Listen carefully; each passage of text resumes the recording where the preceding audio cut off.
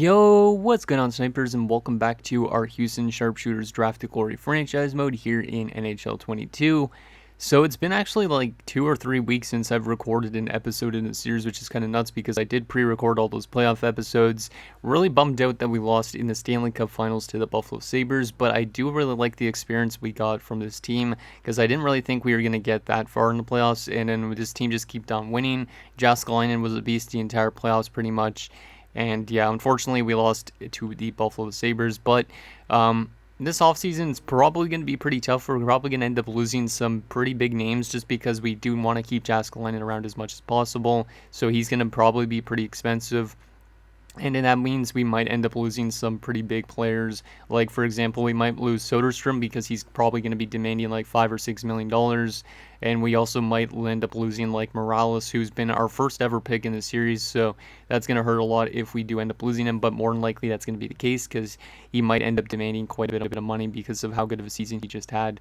But anyways, before we get into this entire offseason, we do have one comment to go over, and that is from HawksFan88. He says, "So close, hopefully you're able to get all or most of the key pieces back." So I really hope that's the case, but I feel like we're going to end up losing a decent amount of players, and we might regress the season a little bit unless we do get guys in the system that come up and can fill those voids pretty easily. I think also any player of ours that we drafted in this franchise mode that eventually heads to free agency, we could bring them back again. So if Korostin's back in free agency, maybe we will sign him just because we actually drafted him. And I think that would be a little bit of a realistic option for us to do that type of thing. But anyways, these are the guys that are up for renewal. So Jääskeläinen, I'm going to try and give him like a 85% contract at the end of the draft. Just because I would really like to keep him around for his entire career. But then guys like Kapitanov, Burns are going to be qualified, same with Blacker. Pretty much all RFAs are just going to be qualified, so we could try and get their asking prices down. But Morales is more than likely going to end up leaving if he's going to demand too much, because as you can see right now, he's trying to get $11 million. I really don't think he's going to get that.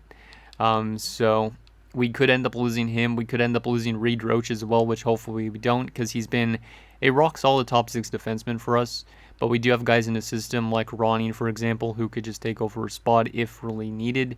Also shoots and stuff, so we definitely got some stuff in the system that we could use.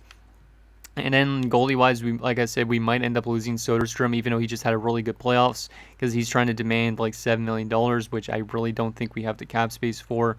But at least we do have Benson, who has medium elite potential that should be in the NHL this season and playing as either our backup or maybe one of our starting goalies this season. So, basically, Soderstrom more than likely will be on his way out, which would really suck considering he was a very good piece for the most part in the playoffs, I think. So anyways, that is that. Let's get into this draft. I don't really know what to expect from this draft because, like I said, I haven't recorded in a good few weeks of the series. But we are going to be drafting at number 30, which means we're probably just not going to have any good shot at getting a good prospect. There was some people I pinned, right? Yeah, this Afinogenov guy is really good, but he's supposed to go like a couple spots before our picks, so more than likely we're not going to be able to get this guy. But if we do get Boris Afinogenov, that would be perfect considering this guy's NHL ready apparently and a low elite potential. But more than likely the AI is going to take him before we get that chance. But we do have some other guys that we pinned, like this Zanata guy, who more than likely would be a good option. There's actually a lot of good options in this draft, so we might actually be able to get something decent to help us out for next season or a few seasons ahead. Because we only got like, I think, maybe around 9 or 10 seasons left of this franchise mode, unless we win a Stanley Cup before then, because some of you guys said that we should probably end these series once we win a Stanley Cup, so maybe we'll go on to some other series after that. But anyways, let's get into this draft and see what we can snag up for our future. And then we'll get into that tough re-sign stage. Well, we'll sign Jääskeläinen before we get to the re-sign stage because, like I said, I really want Jääskeläinen back because he's literally does everything for this team. He doesn't just put up points. He also plays really good defensively. He wins faceoffs. He's pretty much what we need on this team for years to come. So, anyways, let's get through this top 5 and see who goes. So, LA at number 1, which for some reason they want to trade the pick, which is interesting, but we obviously can't make no trades in the series. And Tanaka goes to LA, center power forward, 79 overall. Solid player, but not a great overall, I would say. Probably going to be something decent still. And then Dumont goes to the San Jose Sharks, 82-way defenseman. Doesn't actually even have a zone ability. So yeah, this draft class might be a little bit weak in terms of how good of overalls players are, but maybe there's going to be some good potential steals in this draft. Lowry goes to Florida, 79 defensive defenseman. Winnipeg at number 4 is going to take Emery, who is a 79 sniper. He's got some X factors. That guy's probably going to be one of the best players out of this draft class, I'm guessing. And New Jersey is going to take Rippon, who's an offensive defenseman, who has no X factors, which is kind of weird. But yeah, this guy should be a good OFD for sure at some point. Let's jump to our pick at number 32. We're more than likely not going to get a Fanaganov. And let's see, did we get a Fanaganov? No, we did not. 76 Lowly. That would have been so nice. This guy also has X factors. Screw you, Philadelphia. Why did your scouts do your job? Like, if the scouts literally didn't do jobs for the other teams and we got a chance to get this guy would have probably played on the 4th line next season. Because this guy looks like he's going to be a really good penalty killer. He's got good speed, good like interceptions and all that. Jeez. Well, that's something I really wish I would have been able to get. But obviously, we went all the way to the Cup Finals. So I think I will trade a chance at a Stanley Cup for the fact that we got that. Had that option. Let's see what we could get here at number 32, though. So the scouts are recommending us these guys, but they're like top 9s. I don't know anything about Gamache or Drummond. So I think I'm going to just not go with what the scouts are recommending us, and I'm going to go with one of these pinned guys. There is this guy that's a gem. He's almost fully scouted in shooting and senses, so this guy might have a really good shot, really good senses for a defenseman. Zanata is way more scouted. But if we look on paper, it looks like technically McGrattan would be better. But both of them are 17 years of age. Apparently Zanata does have a weakness and McGrattan doesn't. So I think we're going to go with the gem here. Even though Zanata looks like he's going to be pretty good. Let's bring in Jaden McGrattan from Prince George and see how good he is. And if he is NHL ready, which it's almost saying he is, that would be really nice to bring into our defensive core. And it would make losing somebody a little bit more easier, I think. So McGrattan, welcome to the team. He's a 78 medium top 4, so that's actually pretty solid. An offensive defenseman as well. Does have some X factors, so the question is, do we play this guy next season? We might have to, because of the fact we might end up losing somebody. Like, he might be a good replacement for Reed Roach if we wanted to let Reed Roach go. The thing is, with having an offensive defenseman, we already have Blacker as well. But this guy is listed as a top 16 man. Looks like he had a good season wherever he played, which was in the WHL. But this guy's literally NHL ready at 17. That's pretty crazy. So yeah, that might be a really good pickup for our back end. I really like that pick. Let me just take a look at if Buffalo decides to go with the other dude or not. We're not going to be able to get the other dude because he's going to go early second round if not. No, they went with Gamache, who, yeah, was not really a great pick, so I'm glad I didn't go with him. Let's make sure we took that right pick and just see who that other dude was. Just because I'm kind of curious if he was better than ours or not. Where is he? Zanata was a 76 top 4, so we got the better of the two picks. This guy does also have some X factors, but he's defensively minded and not offensive. So I think we made a good pick. Let's get into our second rounder now. Mari Cons, don't really know much about this guy. Maybe he's a con artist. Alpozo, Theodore, I don't really know. 4 years away is kind of intriguing, but he's probably like a top 9. Justin Cope, looks like the draft class really dropped off in quality in the second round. Like, I really don't know much about it. This guy might be okay. Apparently he has no weakness. So that guy might be interesting. Let's just pin him for now, just so I know that I wanted to maybe go for him. Another goalie prospect in Dakota Roach, but 5 years out. Don't really know. A medium top 9 in Kevin Rupert. Doesn't really look that great despite his shooting. Low top 6. The low top 6 might be intriguing. Yeah, this low top 6 is definitely intriguing. He's 19 years of age. He lacks size, but he's pretty much beating everything except for his skating and his defense. So you know what? We're going to take Christopher Brower. And yeah, hopefully this guy's pretty decent. 66 overall, top 6. That's not too bad. If he pans out to being something, that would be great because we could always use some more bottom 6 players or maybe even top 9s. Third round pick here. What do we want to go with? Isaac Peters, medium top 6D might be okay, but he's an OFD. I probably want to go with a defensive defenseman this time around if we were to. But yeah, this draft class is literally dropping off a lot in quality. Medium top 4 guaranteed. Dane Lowe, he's 20 years of age already though. Ew, 20 years of age though with those type of attributes. This guy's probably not going to make it, but he does have potential. He might have an X factor, so we might as well just take him anyways. And yep, he's a medium top 4. 57 at 20 is terrible though. Yeah, this guy's more than likely not going to make it, but he might become an okay AHL defenseman if he gets growth. But being 20 years of age already and being that low of an overall is not good. Medium top 9 in Mikhail Semin. No weakness, 4 years out. That seems intriguing to me.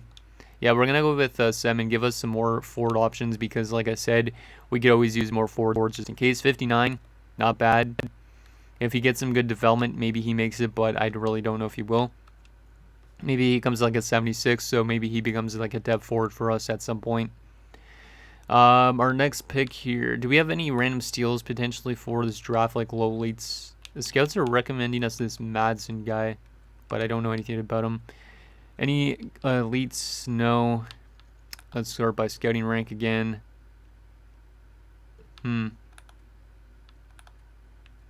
Let's go by this.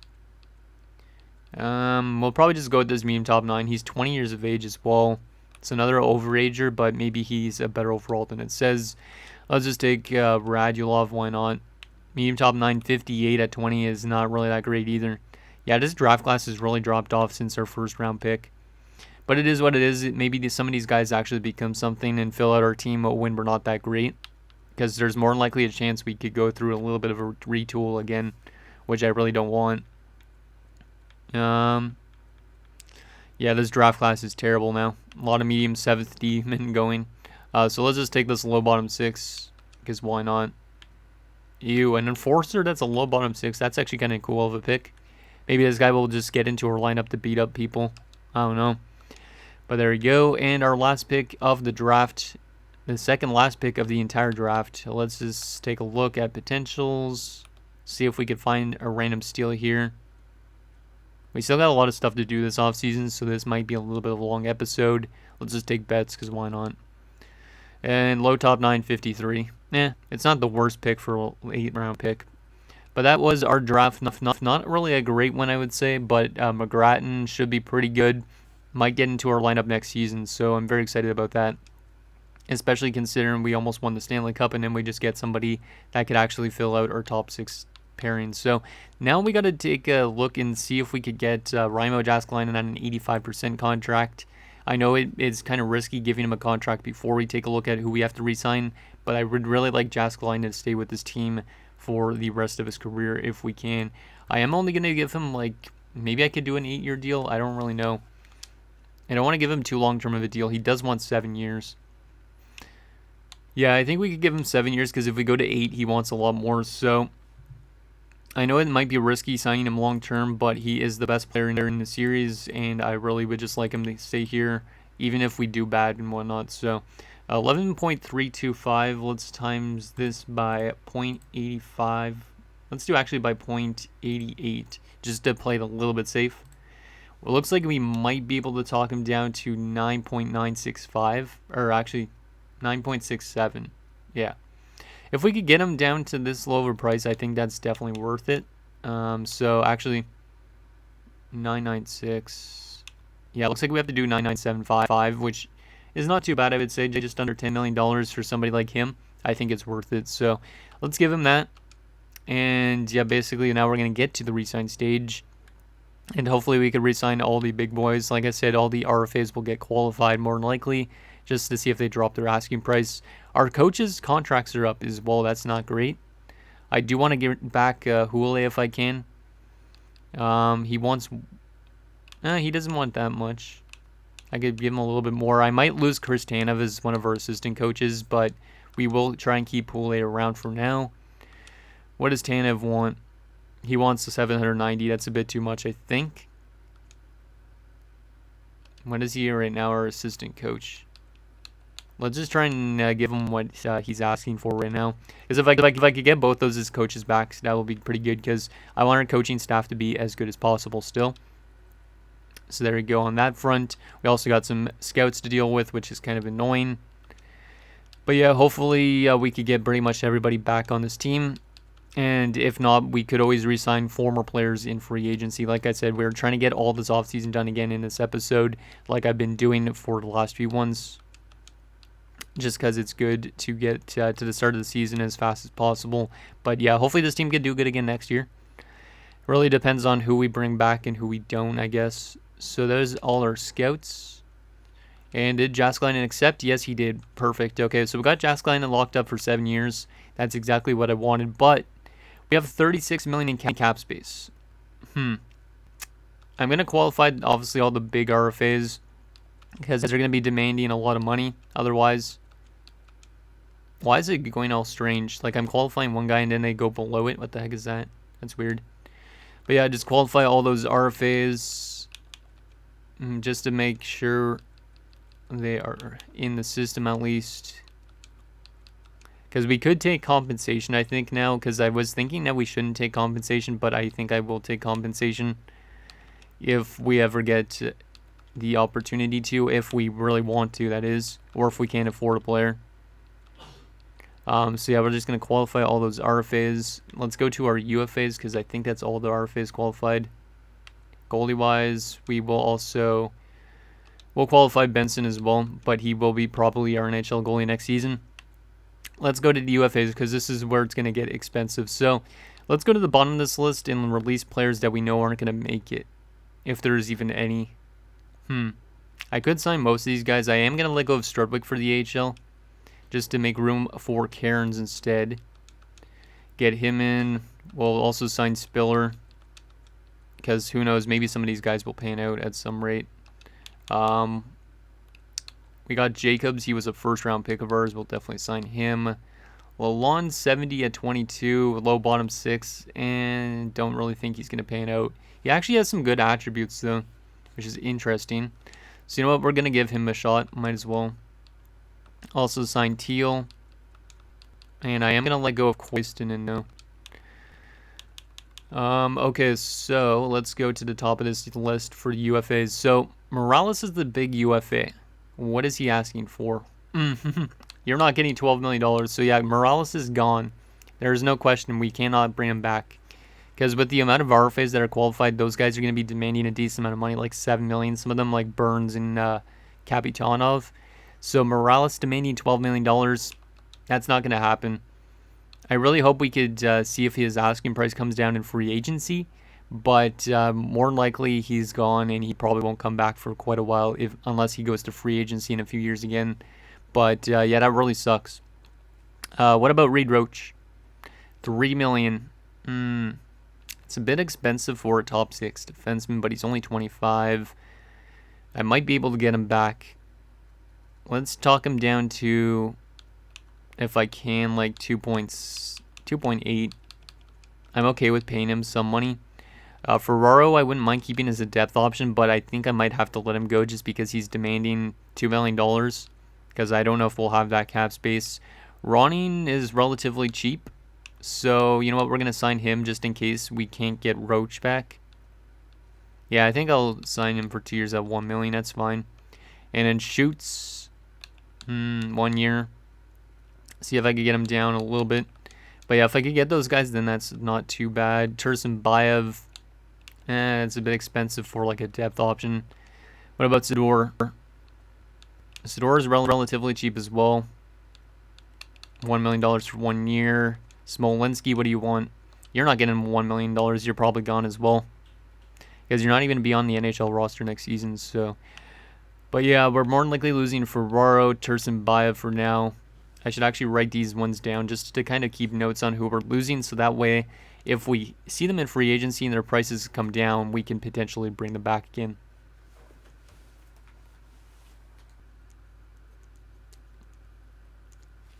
Okay, so I wrote down those two Let me just see what we got here. Soderstrom's probably on as well.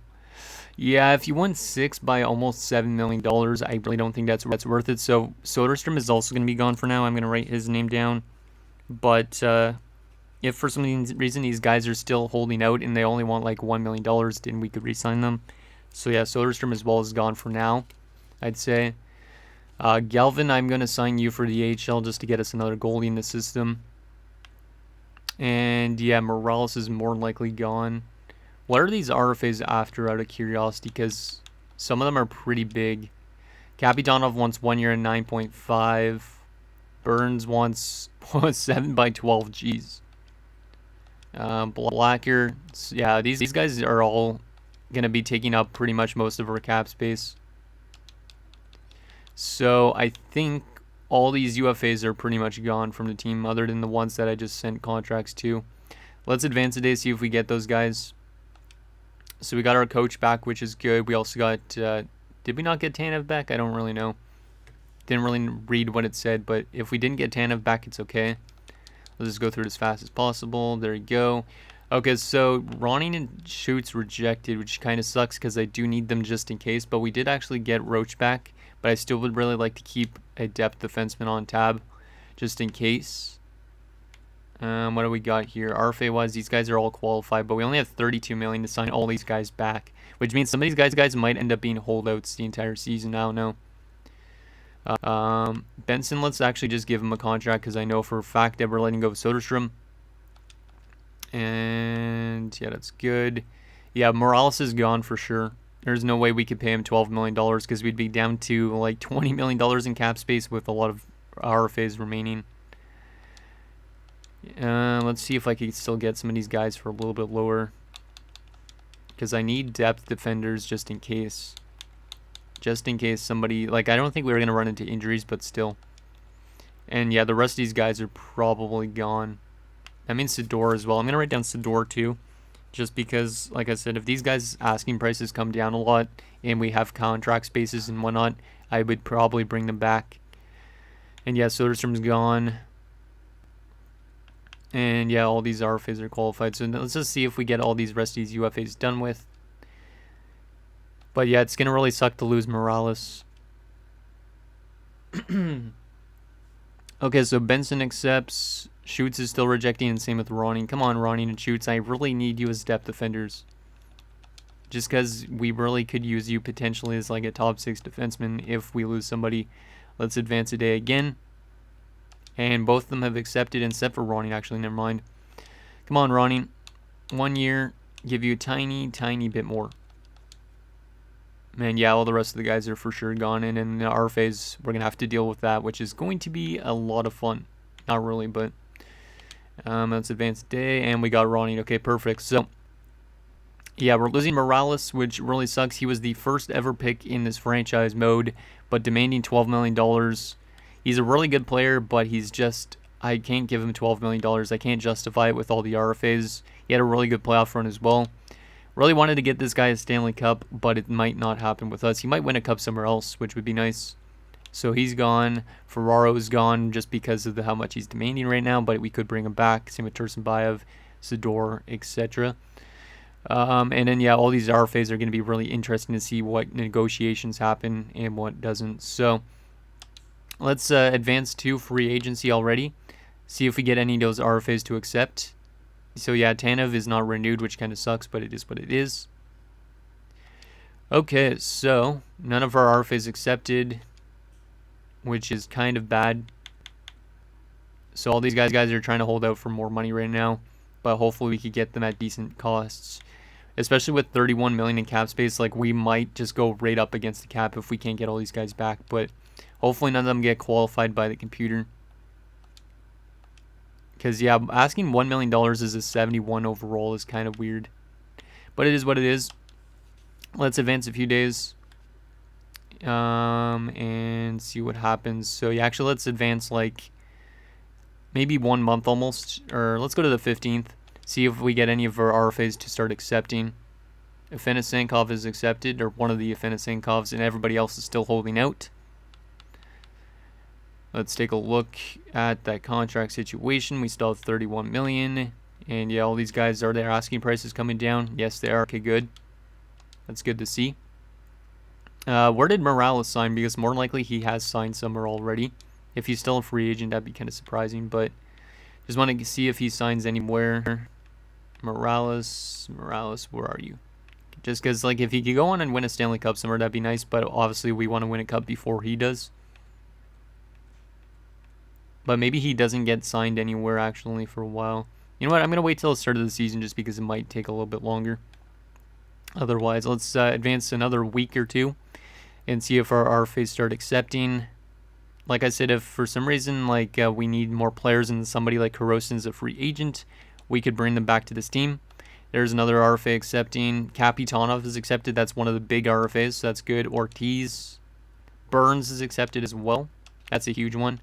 Bob Roach is accepted. Let's take a look and see how much cap space we got and who is left remaining in terms of RFAs. So we got 16 million RFA wise. Blacker is still the biggest one out there. Still trying to get $5 million. Damn. And then yeah, Yip is still trying to get more money. Those two would make up like 10 million, and then everybody else isn't very expensive, so we actually might be able to get the rest of these guys back, which is good. What did we play to those guys we just signed? Kapitanov is getting 1 year at 7.6. He is a UFA next offseason, so that's going to be probably expensive, but we do have more flexibility because I think I might let go of Sam Sedu. Burns is still an RFA next year, which is good. Okay, not too bad. Let's advance another few weeks. And yeah, I'll still take a look at free agency at the start of the season just to see in case we have the cap space to get some of those guys that we used to have back. Okay, looks like all our RFAs are all accepting so far. Let me take a look and see if there's anybody left. I think Blacker is still there, which is not a surprise. Coming off one season, we have 14 million in cap space. He's the only one left. He's down to 3.55. So yeah, we'll just keep on holding him out for now, just to see if that price drops even more. But we're going to get pretty much everybody back to this team except for Soderstrom and Morales. Those are the big two we lost this offseason, which hopefully the goaltending can hold up still. And then hopefully we could somehow make a run without Morales still. Because losing Morales is kind of huge for this team. So Blacker is still holding out. And we're right at the start of the season, so we might as well just give him a contract of what he wants since we have the cap space. So yeah, let's just do it. 1 year, 2.875, because we definitely could use him. But the question is, are we going to use that guy we just drafted? Actually, I didn't go to the unsigned players. God damn it. I forgot to sign some unsigned prospects. Let's do that. So McGrattan, you're going to get your ELC. Hopefully you play in the NHL this season. I don't really know if you will. And everybody else is not going to get a contract yet. There you go. Let's advance a few more days. Or actually to the start of the season. There's Blacker accepting, which is great. And we are ready to go for the season. I'm glad we got Jääskeläinen back, but I'm really sad to see Morales go. I think Jääskeläinen is the better of the players. We're listed still as a buyer, apparently, even after losing two players that kind of mattered a lot to this team. We have a good chemistry still as well, which is nice. So right now they're giving us Kapitanov, Jääskeläinen, Thornton, Sedu, Burns, Forster. Yeah, see, like that gap that Morales leaves is pretty big. I might give it to Pasquale instead up there, because Pasquale is a good shooter. And Forster is more of a grinder, so he should be more on the bottom six. Afanasenkov is jumping into our lineup, which is interesting. I will move Scuderi up, though, because he has better potential. Let's move Patan down. Lucic in our lineup already is kind of risky, but he is already at 23. Defensively, we were running... what were we running last year? I don't remember what we were running last year. Because this chemistry was all of a sudden not working out that well on the defensive front. Ooh. I know we had Roach on the top six, I'm pretty sure. And did we have Yip there too? I think so. Oh, there we go. So Taratuk, Blacker, Hedman, Sedin, Roach, Yip. I think that was what we had. And then, yeah, we were running now Park and Benson, which is kind of scary. Hopefully Benson could be okay. And then these three are going to be all sent down to the minors for now. Those three defenders. Hopefully we could get some of them into the NHL lineup at some point.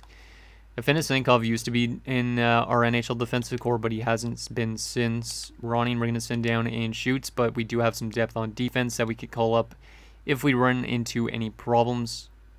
Let's go to best lines down there in the minors. Pagaduin, doesn't really matter if he plays. Goddard should probably play since he's a low elite with X factors, and Spiller probably should as well. So we're probably going to take out... Yeah, we're probably going to take out Ronning, even though Ronning is one of the better defenders down there. Give Spiller a chance. And we're probably going to also take out Bob Roach for Goddard. And there we go. That's the defensive core. Goalie-wise down there, Alex Sweat.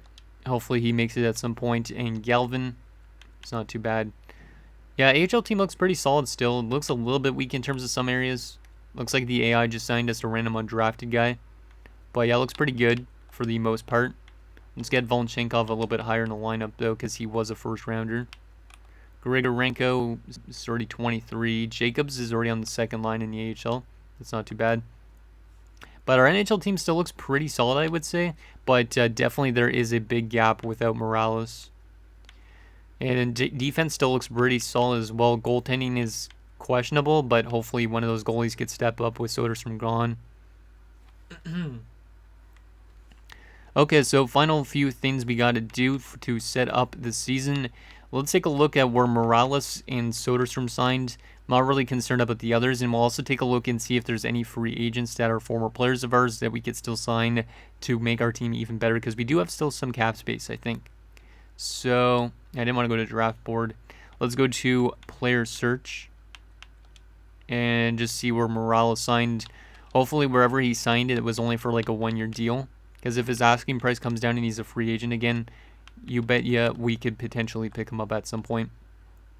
So Morales signed with the Pittsburgh Penguins, of course. And he signed there on a 5-year deal at $13 million. Well, I'm glad I didn't get him back. Even though I really like him as a player, that is a massive overpayment by the Penguins. They pay him $13 million when his career high was 82 points. Or 83 points, my bad. I mean, he was a really good player with us, but yeah, he goes to the Penguins. Interesting. And let's take a look at Soderstrom, because obviously he is another very important piece to this team, or was at one point. Almost won us the Stanley Cup. But now he's on a different team, and he's going to be with, he's a goalie. He's with the Columbus Blue Jackets. He signed there only on a one-year deal at 3.83, so his asking price came down, which kind of sucks, because we could technically afford him. If I would have looked at free agency a little bit more throughout the season, maybe we could have brought him back. And it really sucks that his asking price came down, because I was hoping that we made the right call in letting him go. But yeah, Columbus has a good goalie now, and we have two young goalies that really don't have much potential. Well, they have some potential, but I don't know how they're going to do this season. So that is that. Let's take a look at free agents just to see if Duke Ferraro, Tursunbayev, or Sador are still there. Let's sort this by overall and see. Those guys were all like 78s, I'm pretty sure, so they might be still there. Anybody that used to play with us, or were they signed? Actually, we should probably just search them instead and see if they signed anywhere. Because like I said, if they didn't sign anywhere, we could always bring them back if it does actually strengthen our team a bit. So, Ferraro, let's see, where are you? Duke Ferraro actually did sign a contract with San Jose Sharks, just over $1 million. So, another player we could have probably brought back, and we end up losing. That kind of sucks, but if he goes to free agency next year, we could always bring him back, like I said. Same goes with Soderstrom.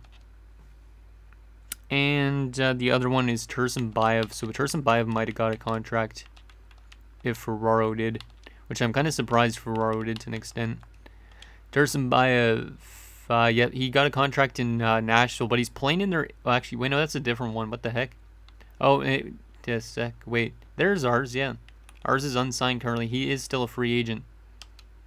So I think I might bring him back, even though he was not really a great player in the playoffs last year. Because if we do bring him back, we could always send down Lucic or Afinasenkov So, yeah, you know what? We're going to call him up. Or, not call him up. We're going to just sign him right now. Because he's still a free agent. I didn't want to go to coaches. But he is still a free agent, so might as well give him a contract. Let's see. He was a centerman. Sort by overall. And he should be down here. What is he asking for, even out of curiosity? He dropped off, actually, in overall, didn't he? Or no? Was he a centerman? Like, why can't I see him? It said he was unsigned. Didn't it? I don't know where I saw... Like, I haven't seen him yet. This is weird. I gotta sort this by alphabetical order because I can't find him. But yeah, once we find him, we'll just give him a contract, and I think that would be pretty much it for this episode at that point. But yeah, I think our team still looks pretty good, but like I'm just saying, like I think that loss of Morales is pretty huge for the team. It really sucks that we lost Soderstrom as well, when we could have technically brought him back because his asking price came down. But it is what it is. Maybe in future years we'll be able to get some of those guys back on free agency. But yeah, Artur Zimbayev is not there. That is weird. How is he not a free agent? Because he's not in our contracts, right? He's not like an RFA. Yeah, he's not an RFA. He's not still in the UFA. Where the heck is he? Did he just randomly disappear? Because, like, if we search him, he is there. But it says unsigned. It doesn't say free agent. I'm pretty sure. Because that was him. I just don't know why he's kind of not appearing. Because, yeah, see, it says that he's an unsigned player. And 78 to 26. He should be a free agent. Oh, actually, no, he was... Wait. He was signed to a one-year deal. What? How? What? I don't understand this. This game might be glitched right now. He's signed to a one-year deal at 845. But he is an unsigned player. And he's not in free agency. He's not signed to any team that I could see. So I don't know where he is. But it is what it is. But anyways, guys, that's going to do it for this episode of our Houston Sharpshooters Draft to Glory. So in next episode, we'll once again simulate the season, which it probably will be a little bit of a worser season, but hopefully we can make it back to a Stanley Cup Finals as soon as possible and get ourselves a Stanley Cup. So let me know what you guys think down below, and I'll see you guys next time.